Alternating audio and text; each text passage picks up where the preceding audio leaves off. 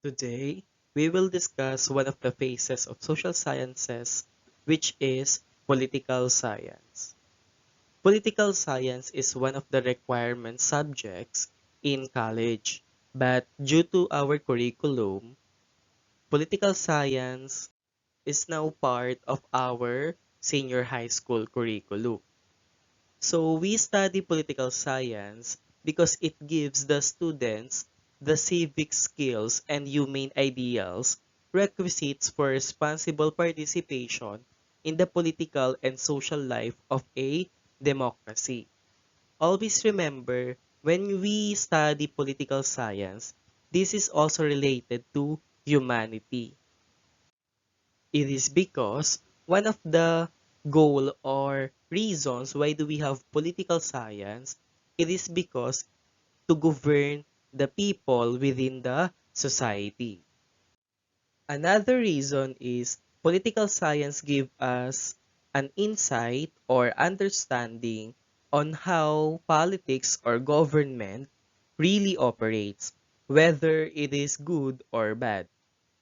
It helps also the students to equip them with intellectual resources and special background for those intending to specialize in the social science fields or specifically laws, education, foreign service, or any public administration relations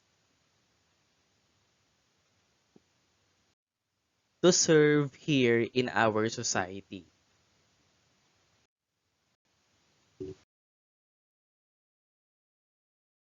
Today, we will discuss political science and the central concept of power and politics. Let us discuss first what political science is. When we say political science, it comes from the two Greek words polis, which means city-state, and shire or sire, which means to know. Therefore, political science, it aims to know the different activities within the state. Or to elaborate, this is a classical discipline of social sciences that deals with the study of political phenomena. When we say political phenomena, it refers to the actions of people by means of power or their influence.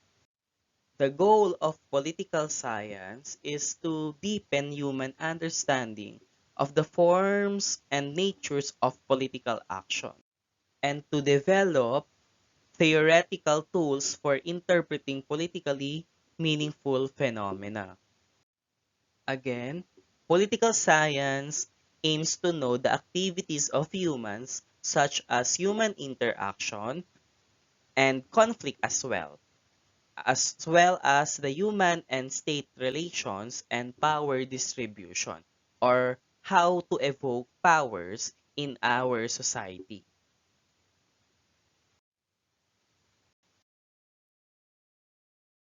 There were several philosophers or political theories that gave contributions to the field of political science.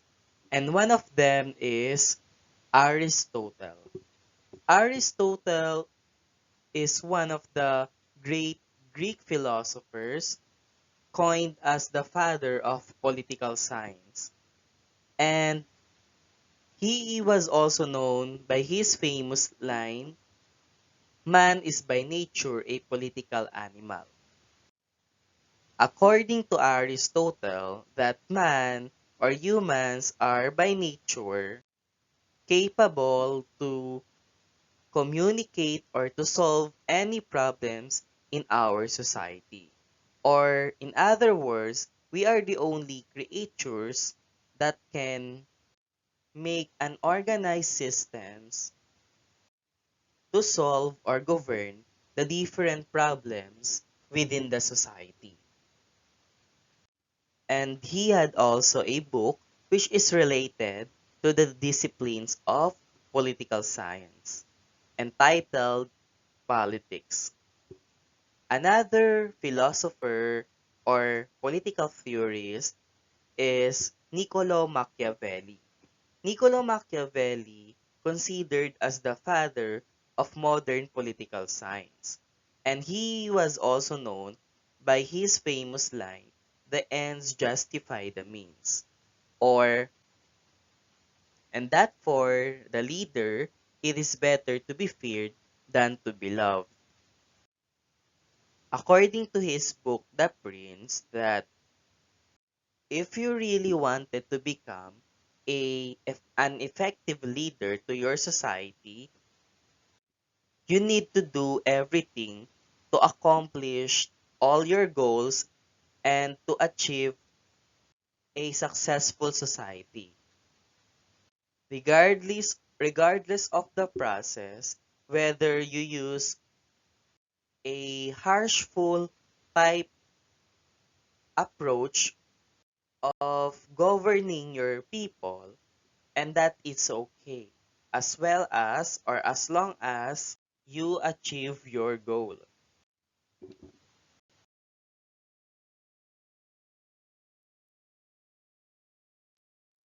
Just like other phases of social sciences, political science have a different subdisciplines that help us to understand the different political systems, processes, and political behavior. One of the subdisciplines of pol sci is political theory. When we see political theory, it emphasizes or examines the contemporary application of political concepts such as human rights, equality, peace, and justice. Or political theory can also help us to understand the concept of power and democracy. It will help also to understand on how does individual relate to the state or our society. For example, what if there is a violence between government and to their people? Technically speaking, that is a or the result is empathic negative because of our laws and our constitutions. Or legally and constitutionally speaking, that is against with our political concepts like our rights, peace, and justice. Another subdiscipline is comparative politics. Comparative politics is a branch of political science that aims to provide context to the differences in government and political systems. Comparative politics help us to understand the different approach and methods on improving society or our state. For example, if we will going to compare our country from the other country wherein we have the same type of government, which is democracy. Why there are countries belongs to a first world country, but how while us belongs to a third world country. So, do our type of government really matters on being a successful country or state?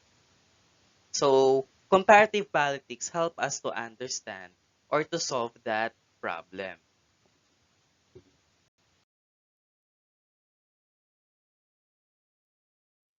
Another subdisciplines is international relations.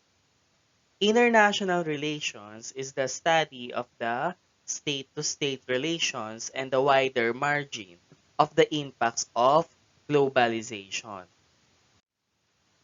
State cannot survive without interactions or relationship between the other states because there is no perfect state that all of their needs can be found within their state. So by means also of globalization, they are they are able to communicate or to interact from the other state and to improve also their country or their state in terms of power, in terms of economy, and other aspects as well. Another subdisciplines is political behavior. Political behavior is a field covers the attitudes, knowledge, and actions of an individual in response to political variables. We all know that people have a different perspectives or political identity. But by means of political behavior, it will help us to understand on how humans reacted to their different political phenomena within to their society. It is because it is very important to have a harmonious relationship when it comes to our political behavior.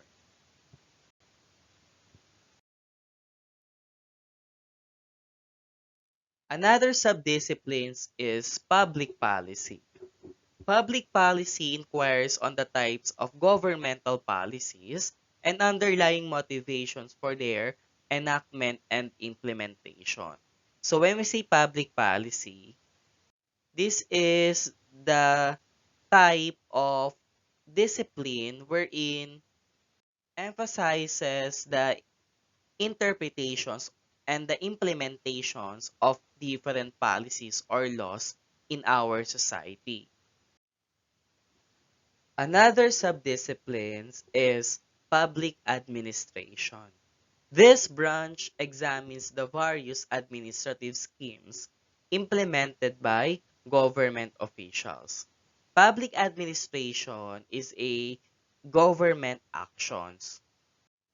Public administration also an academic discipline that help us to prepare in a civil servants for this work or for different social works. Or in other words, when we say public administration, this is the actual management of state affairs by the different branches of government.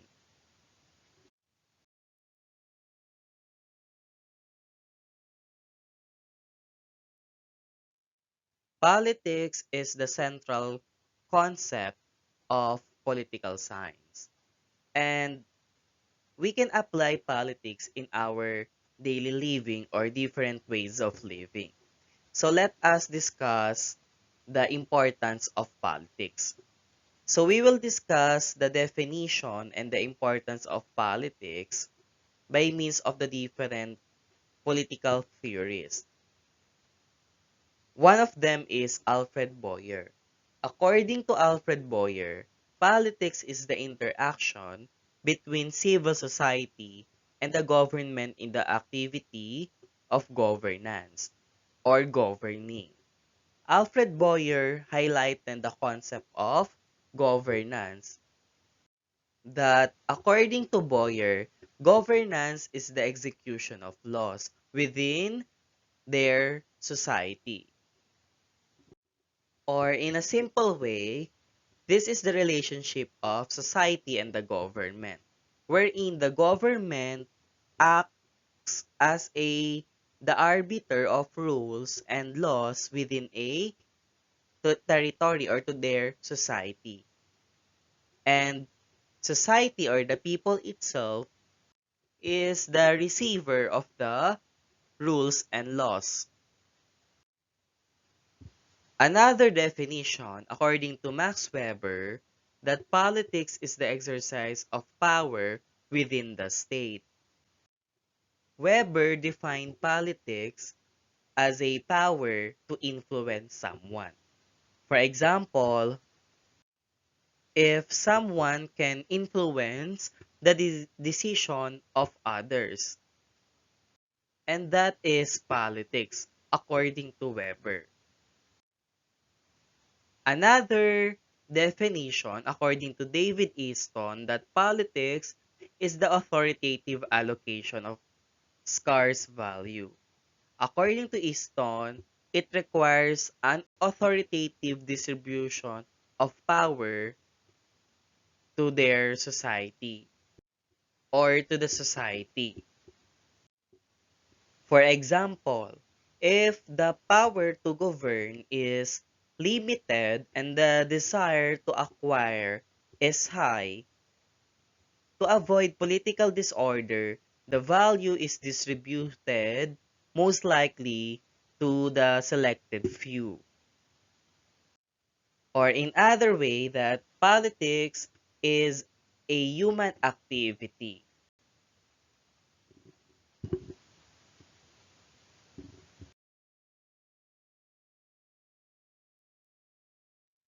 Another political concept that help us to understand the discipline of political science is nation and state.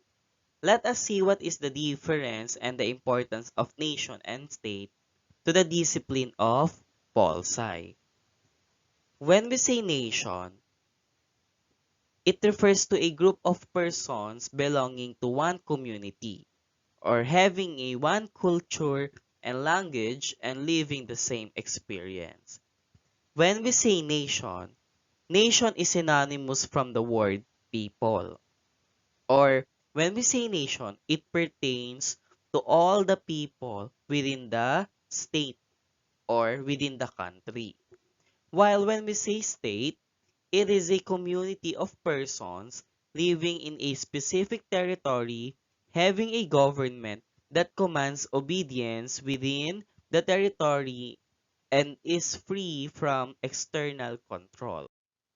If you can notice, to be considered as a state, there are a characteristics or entities that or which are required to become a state.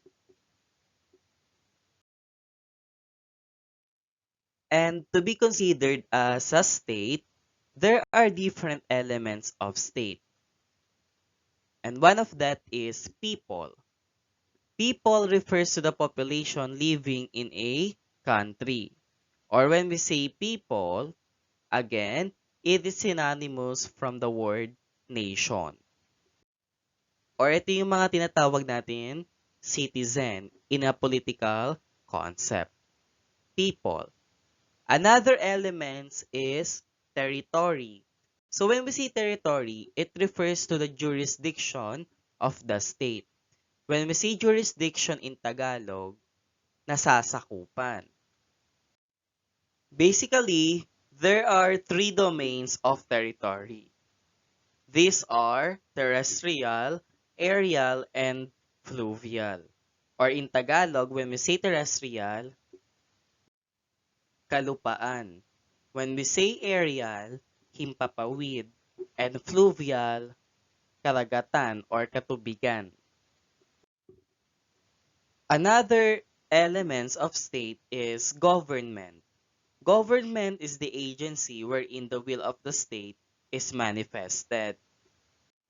Or this is a person or group of people that organize or in charge of management, administration, and governance of the people within the jurisdiction of the state. Another is sovereignty. When we say sovereignty, it refers to the supreme power of the state. And there are two types of sovereignty. In internal sovereignty and external sovereignty.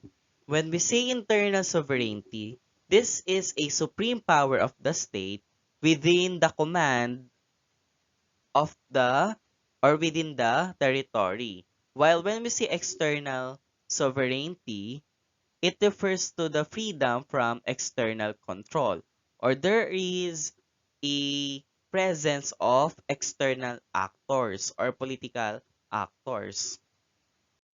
So in other words, when we say sovereignty, this is also refers to the word independence.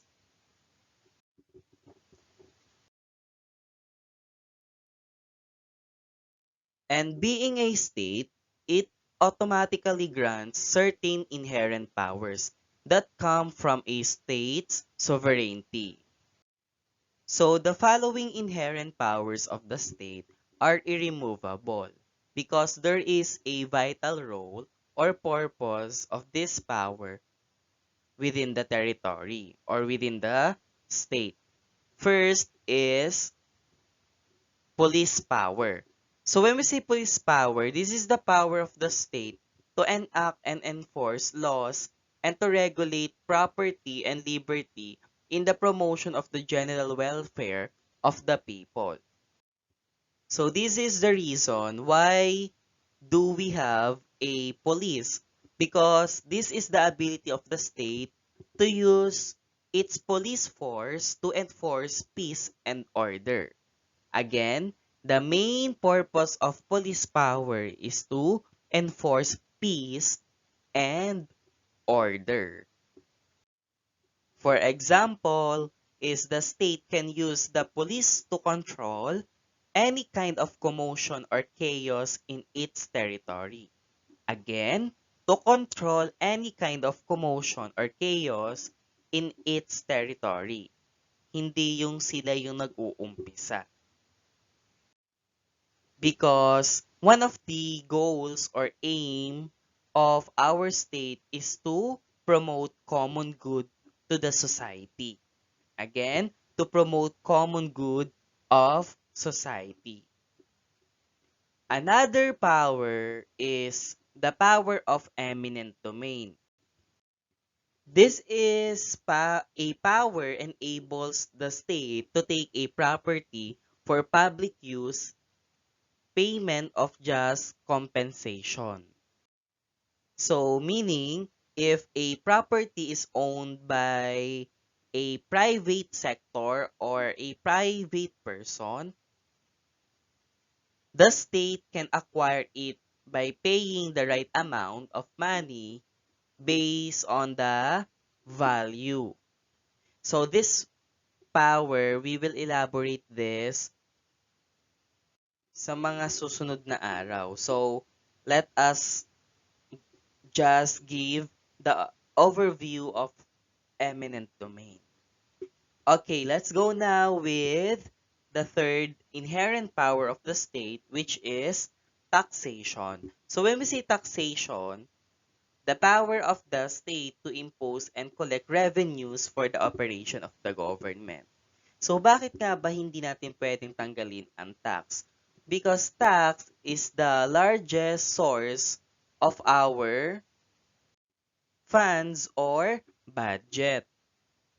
So without taxation, we cannot afford to have expenses or expenditure in our state or in our country. So the purpose also of taxation is dito tayo kumukuha ng budget for the income of the different public servant and other infrastructures or public infrastructures. So again, there are a different inherent powers of the state because this is for the betterment of everybody.